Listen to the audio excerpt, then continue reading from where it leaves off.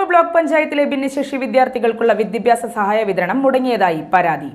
രക്ഷിതാക്കളുടെ പരാതിയിൽ അടിയന്തര ഇടപെടലുമായി ചേർപ്പ് ഗ്രാമപഞ്ചായത്ത് president Sijo George. Cherpu block പഞ്ചായത്തിൽ സംയോജിത ശിശുവികസന പദ്ധതി ഓഫീസിന് കീഴിൽ ഭിന്നശേഷി വിദ്യാർത്ഥികൾക്ക് ലഭിച്ചിരുന്ന വിദ്യാഭ്യാസ സാമ്പത്തിക സഹായം മുടങ്ങിയതാണ് രക്ഷിതാക്കളുടെ പരാതിക്ക് ഇടയാക്കിയത്. വിദ്യാഭ്യാസ സാമ്പത്തിക സഹായം മുടങ്ങിയതോടെ ഇക്കാര്യം അന്വേഷിക്കാൻ ഭിന്നശേഷി വിദ്യാർത്ഥികളുടെ രക്ഷിതാക്കൾ കഴിഞ്ഞ ദിവസം ചേർപ്പ് ബ്ലോക്ക് പഞ്ചായത്ത് ICDS ഓഫീസിലേക്ക് എത്തുകയായിരുന്നു. ഭിന്നശേഷി കുട്ടികൾക്കുള്ള വിദ്യാഭ്യാസ സാമ്പത്തിക സഹായ വിതരണത്തിലെ അപാകതയ്ക്ക് പരിഹാര മാർഗം തേടി ചേർപ്പ് ഗ്രാമപഞ്ചായത്ത് പ്രസിഡന്റ് സിജോ ജോർജിനൊപ്പം പൊതുപ്രവർത്തകരായ MN ഉണ്ണികൃഷ്ണൻ, ഷനിൽ പിരുവനം, ഭിന്നശേഷി രക്ഷിതാവ് ശില്പ എന്നിവരാണ് ICDS ഓഫീസിലെത്തിയത്. തുടർന്ന് ഭിന്നശേഷി കുട്ടികളുടെ വിദ്യാഭ്യാസ സാമ്പത്തിക സഹായ വിതരണത്തിലുണ്ടായ അപാകതകൾ ഇവർ ഉദ്യോഗസ്ഥരിൽ നിന്ന് ചോദിച്ചറിഞ്ഞു. ഇതോടെ അപാകതകൾ പരിഹരിച്ച വിദ്യാഭ്യാസ സാമ്പത്തിക സഹായ വിതരണം തുടരാൻ ആവശ്യമായ നടപടികൾ ഉദ്യോഗസ്ഥർ വേഗത്തിലാക്കി.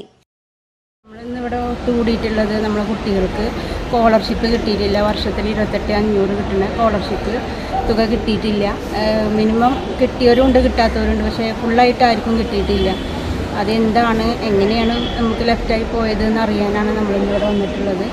പിന്നെ ഓരോ അമ്മമാർക്കും കുട്ടികളെ കൊണ്ട് ജോലി എടുക്കാൻ പറ്റില്ല, ജോലിക്ക് പോകാൻ പറ്റാത്ത അമ്മമാരുണ്ട്. അതേപോലെ അമ്മമാരില്ലാത്ത കുട്ടികളുണ്ട്. അച്ഛന്മാരാണ് കുട്ടികളെ നോക്കുന്നത്. അത് കാരണം അച്ഛന്മാർക്ക് തന്നെ ജോലിക്ക് പോകാൻ പറ്റണില്ല. അത് നമ്മളെ കുട്ടികൾക്ക് കിട്ടേണ്ട ഇത് നമുക്ക് കിട്ടണം. അതാണ് നമ്മൾ ഇന്നിവിടെ ഒത്തുകൂടിയിട്ടുള്ളത്. ഭിന്നശേഷി കുട്ടികൾ, പ്രത്യേകിച്ച് ഓട്ടിസം പോലുള്ള മാനസിക വെല്ലുവിളികൾ നേരിടുന്ന കുട്ടികളുടെ മാതാപിതാക്കൾ അവർ വലിയൊരു ചാലഞ്ചിങ് ആണ്. എന്തുകൊണ്ടെന്നാൽ അവർക്ക് കൃത്യമായിട്ടുള്ള ജോലി അതുപോലെയുള്ള കാര്യങ്ങളിലൊന്നും കൃത്യതയോടെ ചെയ്യാൻ പറ്റത്തില്ല. കാരണം ഈ കുട്ടികളെ നോക്കുന്ന ബുദ്ധിമുട്ടുണ്ട്.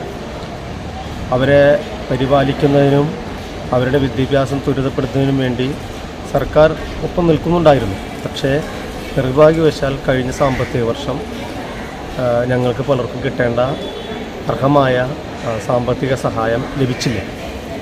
അതുകൊണ്ട് തന്നെ വളരെ സാമ്പത്തിക ബുദ്ധിമുട്ടിലും ആണ് പല രക്ഷിതാക്കളുടെയും അവസ്ഥ വളരെ മോശമാണ്.